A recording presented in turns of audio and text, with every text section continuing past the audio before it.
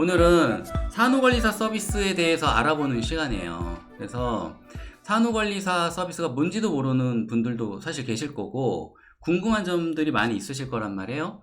그래서 질문 올려주시면 거기에 대해서 저희가 좀 질문 올려주신 것 위주로 먼저 우선 답변을 드리도록 하고요. 그 사이에 제가 일단 기본적인 안내를 좀 드릴게요.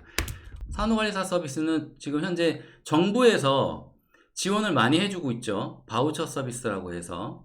그래서 바우처 서비스가 길게는 5주도 받는 분이 계시기는 한데 대부분은 2주, 3주, 4주가 많으십니다. 네. 그래서 2주, 3주, 4주 받으시고 나서 부족하신 분들이 이제 연장 서비스를 하시게 되면 그게 이제 예전에 얘기하는 이제 일반 서비스들 100% 자부담인 일반 서비스를 또 연장해서 받게 되시는 거죠. 정부 바우처 서비스는 지원을 많이 받으시는 분들은 한 80%까지도 지원을 받으시는데 대부분의 분들은 한 50% 정도 지원을 받으십니다. 네, 나머지 지원을 받지 못하는 금액은 본인 부담금이라고 해서 또 부담을 하셔야 되고요. 네, 얼마 전에 그 뉴스도 나왔고요. JTBC하고 SBS에서 이제 안 좋은 기사가 났죠. 보도 자료가 나갔고 맘카페에서 난리가 났었습니다. 그 산후관리사분이 신생아 학대를 했다고 해서 좀 난리가 났었어요. CCTV에 찍혔거든요. 그래서 CCTV에 찍혀 있는 모습이 이제 공개가 되면서 공분을 샀죠. 네, 그래서 이런 기사가 나고 이런 보도가 나갈 때마다 사실 좀 저희 이 서비스를 제공하고 운영하는 회사들 입장에서는 참 맥 빠져요. 네, 굉장히 힘든 상황인데 여러분들 뭐 그런 생각 많이 하실 겁니다. 아, 산후관리사 진짜 함부로 못 쓰겠네. 어떻게 저런 사람들 불러다가 우리가 쓸 수 있나. 뭐 이런 생각 하시는 분들도 계시겠지만 이런 분들은 한 1년에 한두 분, 두세 분 정도밖에 안 돼요. 예, 아예 없으면 좋겠지만 이게 대면 서비스다 보니까 이게 100%다 근절되기는 사실 좀 어렵긴 합니다. 저희가 교육을 정말 많이 시키고 있는데도 그래요. 그런데 이제 통계 자료를 제가 좀 말씀을 드리면서 약간의 좀 변명, 해명을 좀 하자면 바우처 서비스만 해도 1년에 한 15만 건 정도가 있습니다. 전국에. 그리고 바우처 서비스 끝나고 일반 서비스까지 받는다 치면 한 20만 건 정도가 매년 지금 서비스를 저희가 수행하고 있고 또 그런 서비스를 받고 계신 건데 관리사님으로 일하시는 분들도 한 3만 명 정도 됩니다. 그 중에 한두 명, 두세 명 정도거든요. 이런 분들 때문에 성실하게 현장에서 일하시는 분들이 같이 욕을 먹는 거예요. 그리고 같이 무시당하고. 그게 굉장히 좀 속상합니다. 예. 마음 아프고. 물론 그 당사자이신 산모님과 아가한테는 너무나 미안하고 속상하고 안타깝죠. 예. 그런데 그런 아쉬움이 좀 있고 속상함이 있어요. 네. 아, 그죠. 신생아 아무 죄 없죠. 말하지 못하는, 자기의 의사를 표현하지 못하는 신생아한테 어, 옳지 않은 행동을 하는 건 정말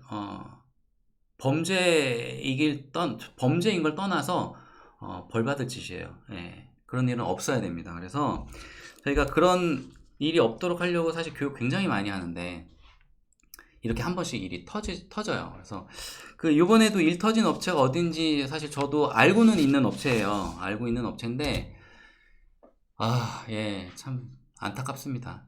그래서 저희도 이제 산모피아 모든 지사 그리고 관리사님들한테 이런 일 생기고 나면 다시 한번 또 리마인드 교육을 시키고 또 공유도 하고 그렇게 하고 있습니다.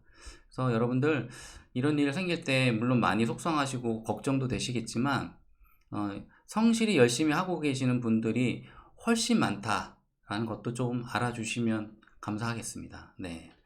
네, 이주라님. 네, 산모피아는 그런 분 없길. 네, 다행스럽게 현재까지 산모피아에는 그런 사건이 한 번도 없었어요. 그래서 다행이기도 하고 감사한 일이기도 하고 그렇습니다. 네. 산모피아 부산지사도 있나요? 예, 부산지사 있습니다. 네. 그리고 네. 또 다 속상하시다는 얘기, 예, 속상하시다는 얘기가 많네요. 고양이 3마리요? 이거 갑자기, 예, 이런 얘기는 왜 있을까요? 반려동물 키우시는 분들 많은데, 관리사님들 중에 반려동물 알러지가 있는 분들이 계세요. 그러면 사실 낭패죠. 그런 것 때문에 저희 이제 산모피아 같은 경우에는 서비스 나가기 전에 이제 앱으로 결제를 하시게 되거든요. 그래서 앱에서 예약하시는 과정 중에 저희가 이제 특허받은 시스템이 있어요. 이제 스마트 매칭 시스템이라고 해서 그 스마트 매칭 시스템 중에 반려동물 키우시는지 저희가 확인을 다 합니다. 강아지를 키우시는지 고양이를 키우시는지. 그래서 반려동물 알러지 있는 관리사님과 매칭을 사전에 차단을 합니다.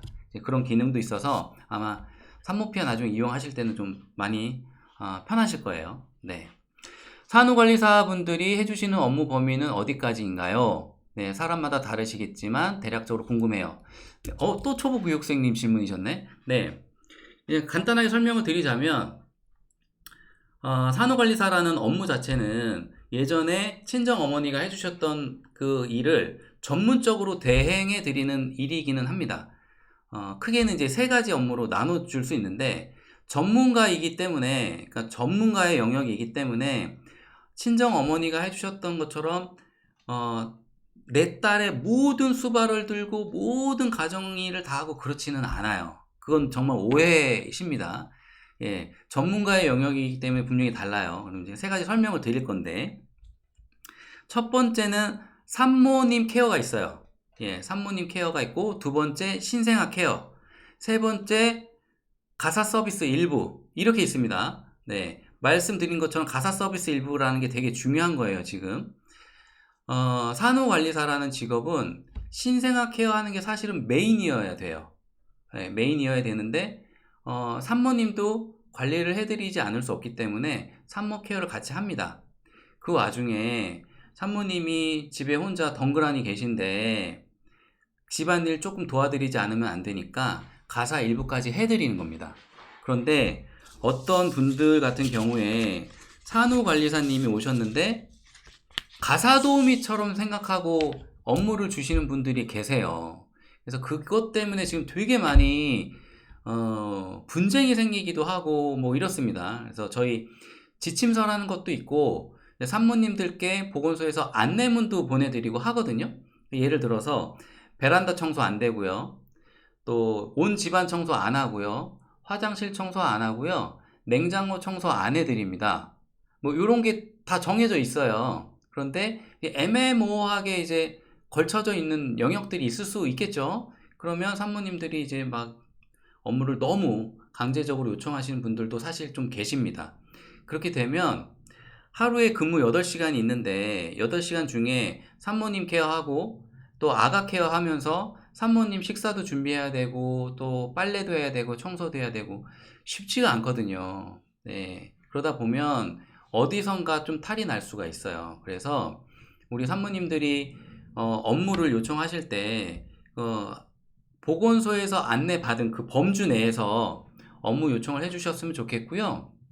기본적으로 관리사님들이 처음에 출근을 하시면 제가 어디서부터 어디까지 업무를 해드립니다 라는 기본적인 브리핑을 다 하십니다. 그리고 저희 회사뿐만이 아니라 뭐 다른 회사도 마찬가지일 건데 그 상담해 주시는 지사장님들이 업무 영역이 어디까지라는 거를 안내는 기본적으로 해주실 거예요. 그런데 선량한 많은 이제 산모님들 외에 간혹 가다가 좀 일부러 그런다라는 느낌이 들 정도로 산모님들 중에 나는 그런 얘기 들은 적 없다, 안내받은 적 없다 하면서 뭐 베란다 청소도 시키시고 화장실 청소도 시키시고 그걸 안 해주면 왜 이걸 안 해주냐라고 또 클레임 거시고 이런 분들이 정말 간혹 계세요. 그래서 그런 일은 사실 좀 서로 감정 상하는 일이 되다 보니까 없었으면 좋겠고,